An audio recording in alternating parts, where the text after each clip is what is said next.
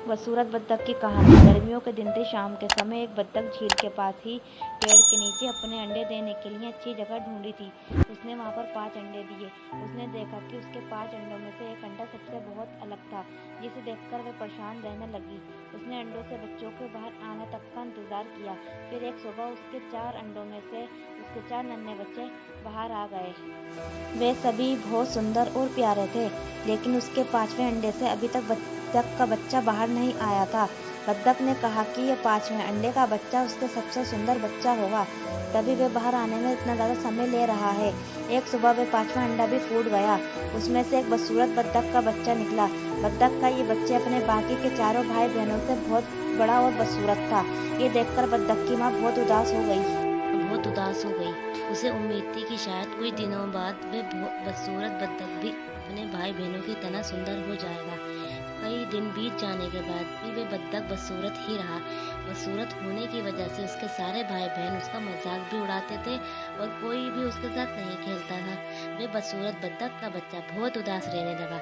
एक दिन झील में अपनी परछाई देखते हुए वे बदसूरत बत्तख का बच्चा सोचने लगा कि अगर उसने अपने परिवार को छोड़ दिया तो वे सारे बहुत खुश हो जाएंगे। यही सोचकर वह किसी घने जंगल में चला गया। जल्द ही सर्दियों के दिन आ गए। हर तरफ बर्फ की बारिश हो रही थी। बदसूरत बत्तख के बच्चे को ठंड लग रही थी। उसके पास खाने पीने के लिए भी कुछ नहीं था। वहाँ से वे एक बत्तख के परिवार के पास गया। उन्होंने उसे भगा दिया। फिर वो एक मुर्गी के घर गया। मुर्गी ने भी उसे चोंच मारकर भगा दिया।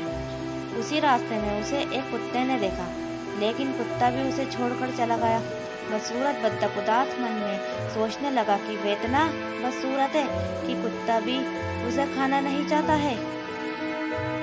उदास होकर वे बदसूरत बत्तख का बच्चा फिर से जंगल जाने लगा। रास्ते में उसे एक किसान दिखाई दिया। वे किसान उस बदसूरत बत्तख को अपने घर ले गया। वहाँ पर उसे एक बिल्ली परेशान करने लगी, तो वह वहाँ से भी भाग गया और फिर से एक जंगल में रहने लगा।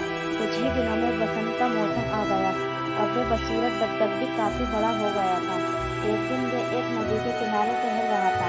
वहाँ पर उसने एक सुंदर राजहंसी को देखा, जिससे उसे प्यार हो गया। लेकिन फिर उसे लगा कि वे एक बदसूरत बत्तख है, इसलिए उसे वे राजहंसी कभी नहीं मिलेगी। शर्म से उसने अपना सर झुका लिया। तभी उसने पानी में अपनी परछाई देखी और वह हैरान हो गया। उसने देखा अब वह बहुत बड़ा हो गया है और एक सुंदर राजहंस में बदल गया है। उसे ये एहसास हो गया है कि वह एक हंस है। तभी अपने बाकी के बत्तख भाई बहनों से काफ़ी अलग था। जल्द ही उस बदसूरत बत्तख से राजहंस बने। उस हंस ने हंसनी से शादी कर ली और दोनों खुशी खुशी रहने लगे। Thank you.